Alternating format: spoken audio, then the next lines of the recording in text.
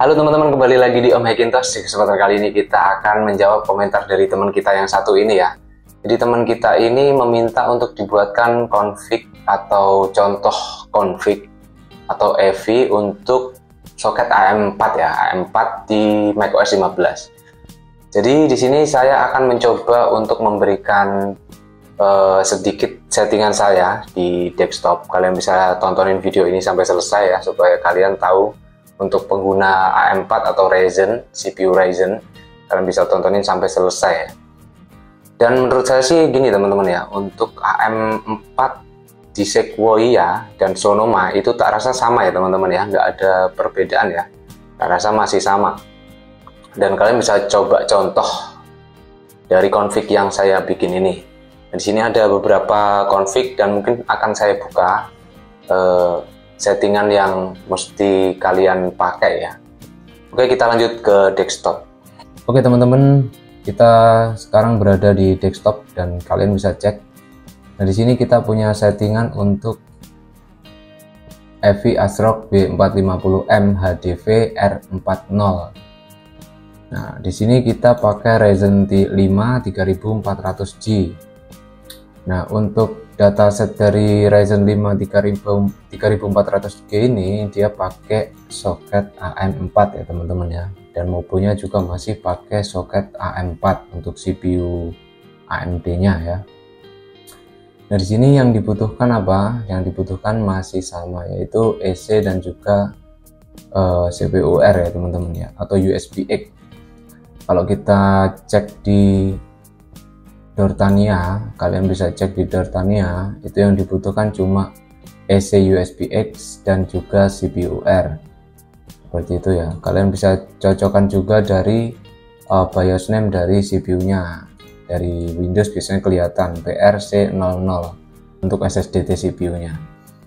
Nah, untuk settingan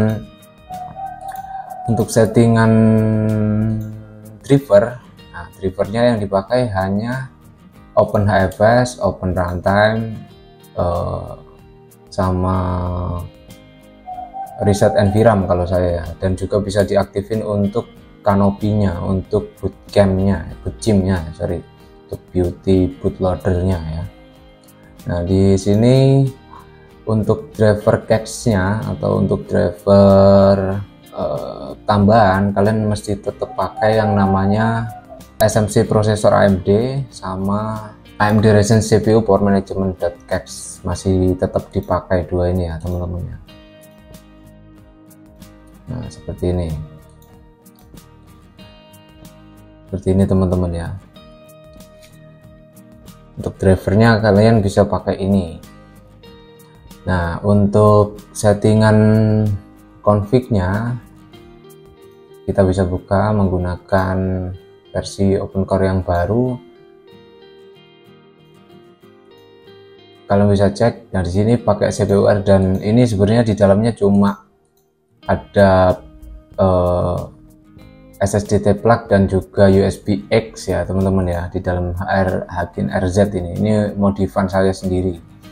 Dan di sini untuk CPUR kalian bisa download dari GitHub ya, untuk CPUR-nya punya Ryzen CPU.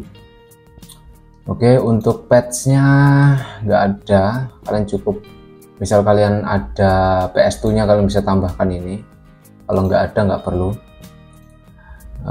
Terus untuk booternya seperti ini settingannya. Untuk AM4 masih sama ya. Untuk soket Ryzen tak rasa ininya nggak ada perbedaan jauh ya. Mungkin jika kalian memakai VGA series 6000 atau 5000, kalian mungkin harus merubah resize Apple GPU bar ini ke kosong ya, dan mengaktifkan resize bar di BIOS ya untuk VGA series 6000. Nah berhubung ini nggak pakai series 6000, dia pakai 550 di config ini, maka kita pakai -1 atau resize Apple GPU barnya kita matikan, dan BIOSnya tetap kita matikan untuk resize barnya seperti itu.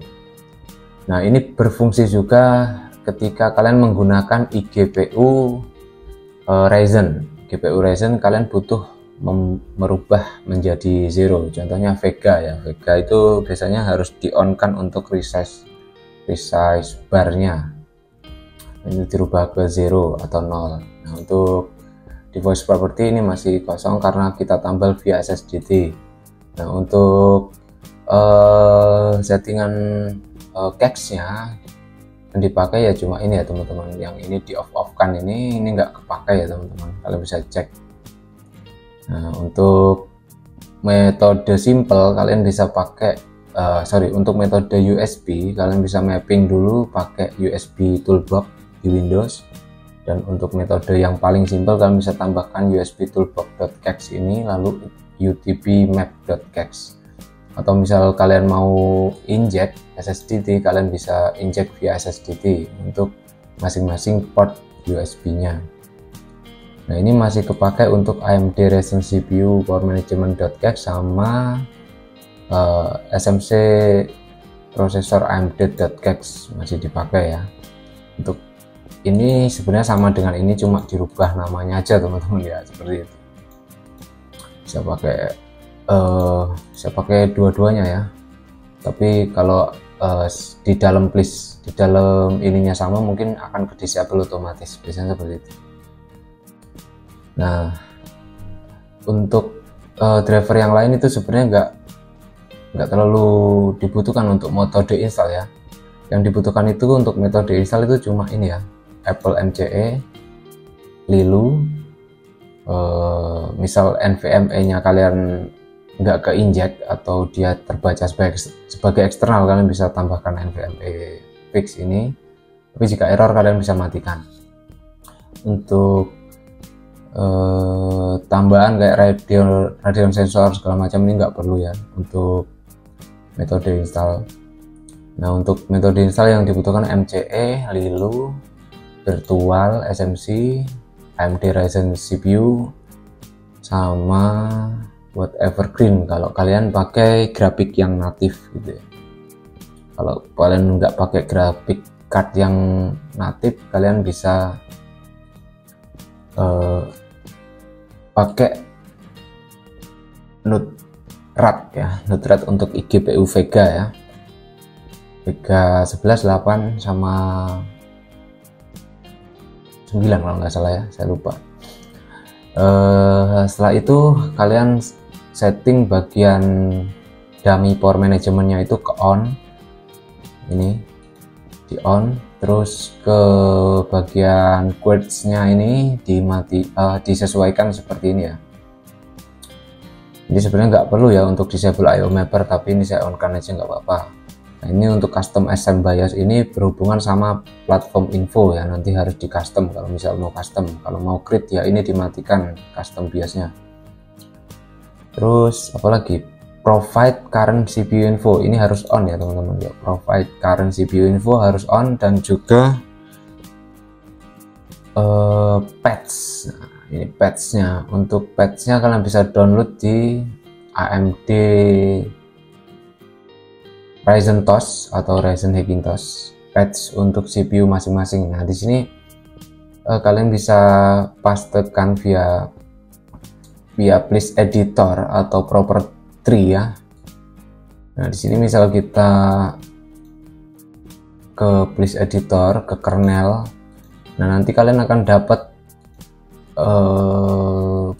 patch-nya ya teman-teman ya. Patch-nya kalian bisa paste di bawah kernel atau paste ascil seperti itu ya. Misalnya kita copy, nanti kita copy terus kita paste lagi, paste ascil seperti itu ya. Ini sebelumnya dihapus dulu ya, hapus delete lalu paste ascil seperti itu ya.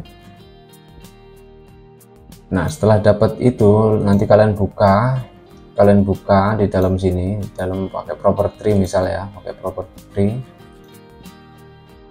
property misal. Nah, kalian buka kernel patch itu ya, ini patch.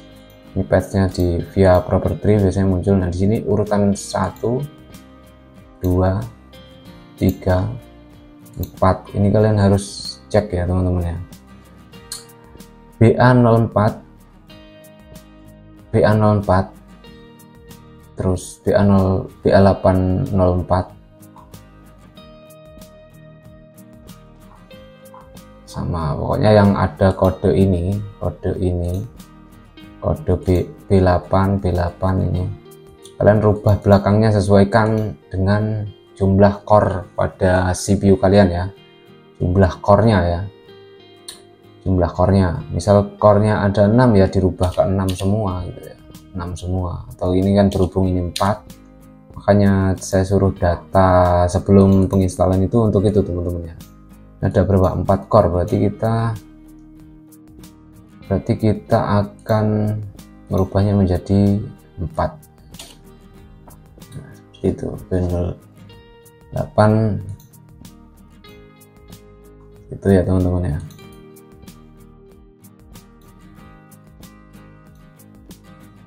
Kita coba lagi cek satu, ini B804, BA04, ini untuk core-nya ya teman-teman ya, core harus sesuaikan ini supaya di sini nanti sama ya, 444 untuk core-nya. Misal core kalian dia 8 ya, kalian rubah 8 gitu ya teman-teman ya. Itu nah, ini untuk settingan patch CPU-nya. Nah, ini sama semua ya teman-teman ya. Ini ada tulisan di sini nih, macOS 13.3 plus 10.13 plus ya, ini berfungsi untuk macOS baru ya, OS baru ya teman-teman ya. Nah, untuk yang settingan NVRAM-nya kalian bisa ikutin ini. Nah, ini CD font RAD codec ini untuk RX 550 ya, karena kadang HDMI 2.0 nya nggak bisa jalan dan mesti pakai kabel 2.0 ya. Nah, untuk NPCI 0x 2000 ini untuk 4G decoding. Kalau 4G decoding kalian disable, kalian mesti tambahin NPCI 0x2000. Kalau kalian enable berarti ini hilangin aja NPCI nya. NPCI 0x2000 nya harus dihilangkan. Sama RAD codec ini nggak penting ya, ini penting untuk GPU spoof atau RX 550 aja ya untuk RAD codec. Di luar itu nggak perlu RAD codec ya teman-teman ya. Untuk CSR aktif config-nya kita pakai 030A. Dan aktifkan di sini, tambahkan driver Amvipass ya teman-teman ya, Amvipass, supaya kalian tidak perlu menambah-nambahkan lagi, tidak perlu ribet gitu ya. Setelah itu apalagi platform info kalian hanya butuh memakai iMac Pro 1,1 seperti itu teman-teman ya. Kalian tinggal generate saja atau via Gen SMBIOS. Kami bisa tambahkan ininya, product name, serial number, sistem UUID, MLB, ROM, sama prosesor tipe. Nah, di bawahnya itu biasanya mengikuti ya teman-teman ya. Nah, untuk settingan custom kalian bisa rubah di kernel custom SMBIOS ID. Nah, kalau misal kalian mau create ya ini dimatikan. Untuk custom SMBIOS GUID-nya harus dimatikan. Nah, untuk create ya. Di sini kita lanjut ke UEFI ini kita settingannya seperti ini. Kalau kalian pakai series mobile, kalian bisa on kan release USB ownership-nya seperti itu ya. Terus audio ini untuk beauty chim-nya aja biar ada suaranya misal mau diaktifin. Cuma kadang saya matikan kalau Ryzen karena dia nggak detect, biasanya seperti itu.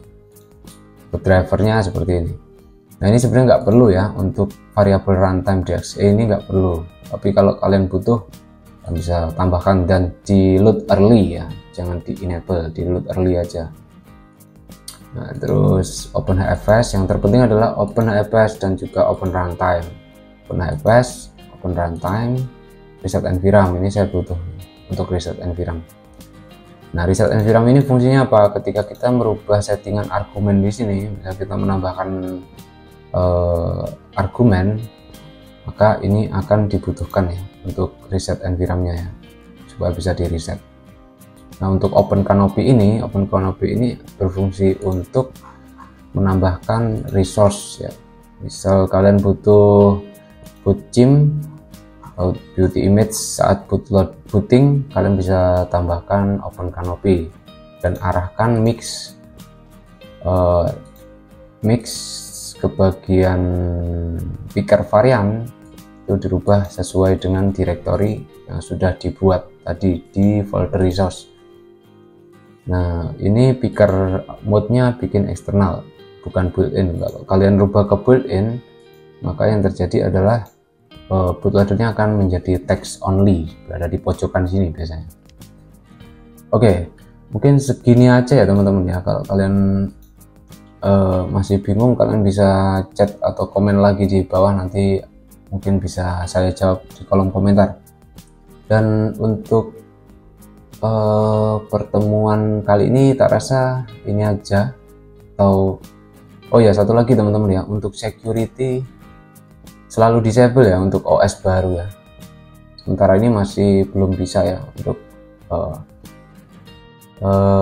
Ryzen mesti disable ya. Kalau default nanti dia kadang nggak mau masuk ya. Nah, seperti itu. Nah, scan polisinya bisa dinolkan. Scan polisi harus nol ya. Kalau kalian bisa contoh ini, misal kalian mau disable Windows gitu, kalian bisa tambahin 2687747. Nah, ini untuk scan polisinya. Expose sensitive datanya bisa dirubah ke 15 seperti ini, dan debugnya targetnya ke 3 untuk settingan saya. Kalian bisa contoh, dan tak rasa universal ya teman-teman ya, kalian bisa pakai untuk beberapa settingan untuk settingan ini ya. Nah, untuk settingan ini bisa dipakai untuk semua device Ryzen, Intel, bisa juga untuk settingan mixnya. Yang terpenting untuk Ryzen itu adalah booter ya, dan ACPI, SSDT ACPI, sama kernel, dummy, provide current CPU info, dan juga patch itu.